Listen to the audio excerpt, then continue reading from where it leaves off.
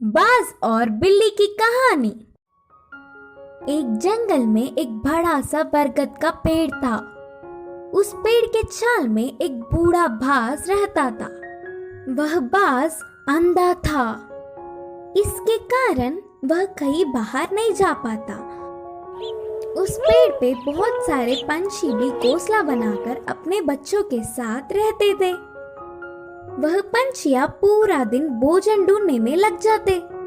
यह बूढ़ा बाज पंछियों के बाहर जाने पर उनकी बच्चों को अच्छे अच्छे कहानियां बोलते हुए ध्यान रखता। शाम को घर लौटने वाले पंछी उनके लाए हुए भोजन में थोड़ा सा बाज को भी देते। ऐसे समय बीतता गया। एक दिन वहाँ से गुजरता हुआ एक बिल्ली पेड़ पे खेल रहे पंछियों के बच्चों को देखा। आहा, बच्चे बहुत नरम हैं। इनका मांस तो बहुत ही अच्छा होगा। इतने स्वादिष्ट खाने को मैं अपने सामने रखकर पूरा जंगल घूमता रहा। सोचकर उन्हें खाने उस पेड़ पर चढ़ गया। उस बिल्ली को देख सारे पंछियों के बच्चे डर के चिल्लाने लगे। वह आवाजें सुनकर बाज शाल से बाहर आकर कौन है वो करके गुस्से में चिल्लाया। उस चिल्लाहट सुनते ही बिल्ली के ऊपर के प्राण ऊपर ही गए। उधर उन बच्चों के अलावा कोई नहीं सोचकर पेड़ चढ़ गया था। पर अब बाज को देख कांपने लगी। बचने के लिए उसे कोई रास्ता नहीं दिखा। जो होगा सो होगा सोचकर साहस करके कहा, हाँ, मैं एक बिल्ली हूँ। आपके आज्ञा के बिना इस पेड़ पर चढ़ के आने के लिए माफी चाहता हूँ। तब तुरंत बाज, क्या तुम बिल्ली हो? पहले इस पेड़ से उतरकर चले जाओ, नहीं तो तुम्हारे प्राण ले लूंगा, बोलकर चेतावनी दी। हाँ, पर अब गुस्सा ना हो। मेरा जन्म बिल्ली जात का होने पर भी उस जात के लक्षण नहीं आए। मैं मांस नहीं खाता, ऊपर से ब्राह्मण हूँ। इस जंगल के पंछी जानवर तुम सब बहुत ही अच्छे हैं करके तुम्हारे लिए अच्छा ही सुनकर तुमसे दोस्ती करने के लिए आया हूँ। बिल्ली ने बहुत ही होशियारी से कहा। बिल्ली के बातें सुनकर बाज बहुत खुश हुआ। इससे बिल्ली बाज की और तारीफ करने लगी। उस दिन से दोनों अच्छे दोस्त भी बन गए। तब से हर दिन वह बिल्ली पंछियों के ना होने के समय पर बाज के पास आकर 1 घंटा बातें करके चली जाती। बिल्ली के मीठे मीठे बातों से पंछियों के बच्चे उससे अच्छे से मिल गए। ऐसे कुछ दिन बीत गए। फिर मौका देख हाथ आए हुए हर एक बच्चे को खाना शुरू कर दिया। बिल्ली खाने के बाद बिना किसी को दिखे उन बच्चों के हड्डियों को बाज के रहने वाले चाल में फेंक दिया। आगे आगे पेड़ पे रहने वाले पंछी अपने बच्चों को गायब होता देख वह सब एक दिन इकट्ठा होकर बाज के पास आकर अपने बच्चों के गायब होने वाले खबर पूछे। अंधा बाज उसे कुछ नहीं पता, लेकिन सारे पंछी बाज के घर जाकर देखा तो पूरा चाल पंछी के बच्चों की हड्डियों से भरा पड़ा था। बिल्ली के बारे में ना कुछ जाने बिना सारे पंछी बाज ही उनके बच्चों को मारकर खाया होगा सोचकर उस बूढ़े बाज को अपने नुकीले चोंचों से वार कर करके मार दिया। करके पीड़ित होते हुए बाज ने अपने प्राण छोड़े। इस कहानी की शिक्षा है कि जन्मजात के लक्षण मरने से भी नहीं मिटते। कुएं में हीरे का कंगन। एक गांव में रामू नाम का एक लड़का रहा करता था। एक दिन जब उसकी माँ घर साफ कर रही थी तब उसे एक पुराने जमाने का सोने का कड़ा मिला। वो उसे अपने हाथ में लेकर कहने लगा, माँ, मुझे ये कड़ा एक दिन के लिए पहनने को दो ना। बेटे की इस ख्वाहिश को देखकर माँ ने कहा, ठीक है बेटा, पहन लो, लेकिन याद रखना कोई साधारण कड़ा नहीं है ये तो सोने का कड़ा है। आज इसे पहन लो और कल तुम्हारे पिता को बिना बताए हम इसे वापस अलमारी में रख देंगे।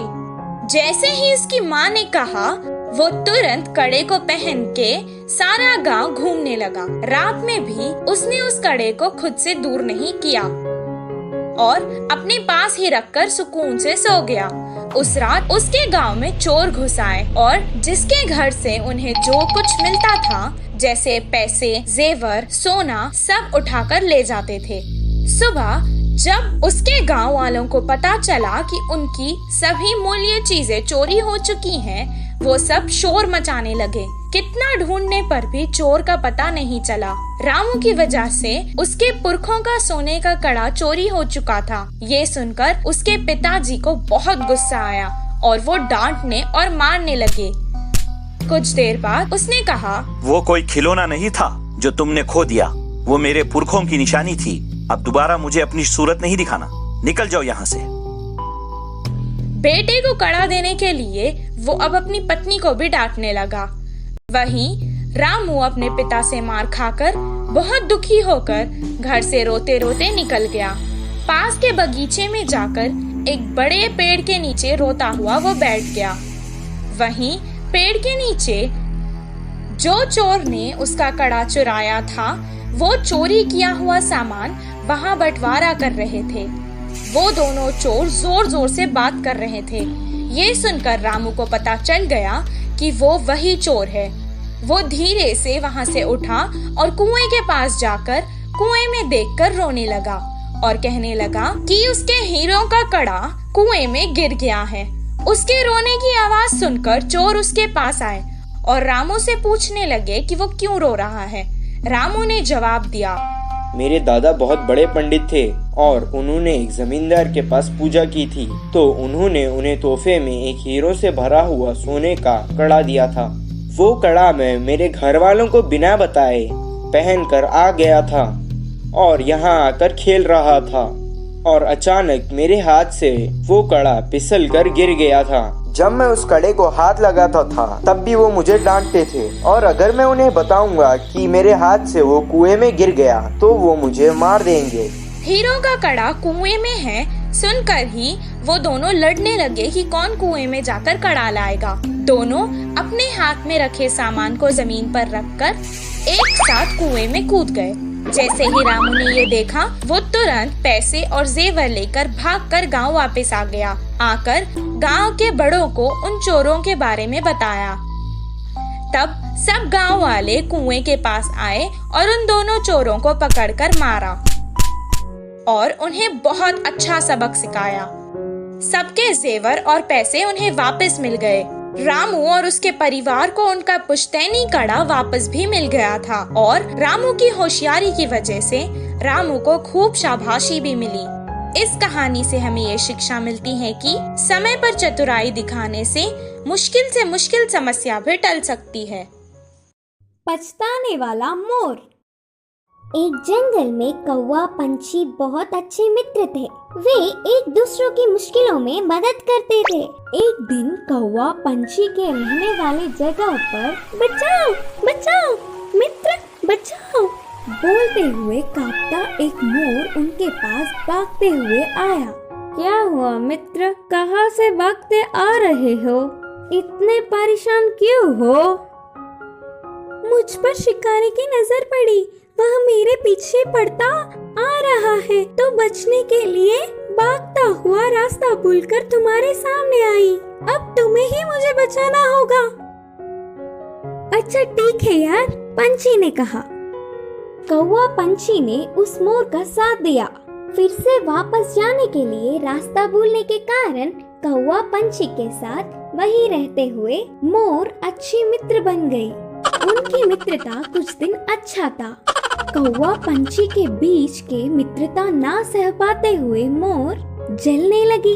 किसी भी तरह कौवा पंछी को अलग करना चाहती थी।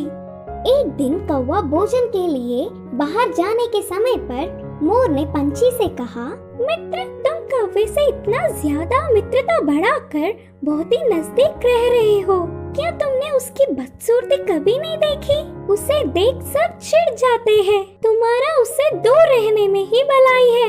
मैं जो कहनी चाहती थी वो कह चुकी, बाकी तुम्हारी मर्जी। वह सुनकर अचानक चौंकने वाला पंछी मोर से कहा, हाँ सच्ची, मैंने इतने दिनों से कौवे के बारे में सोचने की कोशिश भी नहीं की। हट, उससे क्या दोस्ती, उससे क्या मित्रता। तुम्हारे जैसे सुंदर वालों से मित्रता करने से मेरा मूल्य और होदा बढ़ेंगे। उसकी चाल सफल हुई करके मोर खुश हुई।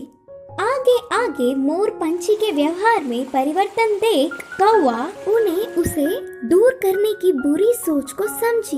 एक दिन, मित्रों, मेरी वजह से तुम्हें तकलीफ हो रहा होगा, इसीलिए इधर के पास में ही एक घोंसला बनाया। मैं वहाँ जाकर रहूंगा। चलता हूँ, करके कौवा उदास होकर कहा। वह अपने आप जा रहा है करके बोलने पर मन ही मन बहुत खुश होकर, अच्छा अब तुम्हारी मर्जी मित्र, मोर और पंछी ने कहा। मोर और पंछी कौवे का भला टली करके खुशी मनाने लगे। ऐसे समय बीतता गया। पुराने मित्रों को छोड़ के आए हुए बहुत दिन होने से कौवे को उन्हें देखने की इच्छा जागी। पुरानी जगह पर उड़ता हुआ आया। उसी क्षण अपने पंख खोलकर नाचने वाले मोर पर एक शिकारी ने निशाना लगाया। कौवा देखा और परेशान हुआ। हटो वहाँ से, मोर मित्र, हटो, खतरा खतरा बोलकर जोर से चिल्लाया। पास में मरी हुई सांप को अपनी चोंच से पकड़कर शिकारी पर छोड़ा। सांप अपने ऊपर गिरने से, बचाओ बचाओ, सांप सांप बोलते हुए जोर से चिल्लाकर डर के शिकारी वहाँ से भाग गया। यह सब देखकर मोर के होश उड़ गए। भागते हुए आकर कौवे की चरणों पर गिरी और रोते हुए कहा, माफ कर दो मित्र, सुंदरता के घमंड में मैं मेरे मुश्किल समय में मदद करने वाले तुम्हें धोखा दिया, लेकिन तुमने मेरे प्राण बचाए। तुम्हारा कर्ज कैसे भुगतान करूं? तब कौवे ने कहा, पछतावे से बड़ी कोई सजा नहीं, मैंने तुम्हें पूरे दिल से माफ किया। तभी आई हुई पंछी पूरी बात जानकर दुखी होकर अपनी की हुई गलती पर शर्मिंदा होकर सिर झुकाया। फिर तब से कौवा पंछी मोर हमेशा की तरह अच्छे मित्र जैसे रहने लगे। इस कहानी की शिक्षा है कि अपने भूलों को भी भुलाने वाला ही सच्चा मित्र होता है।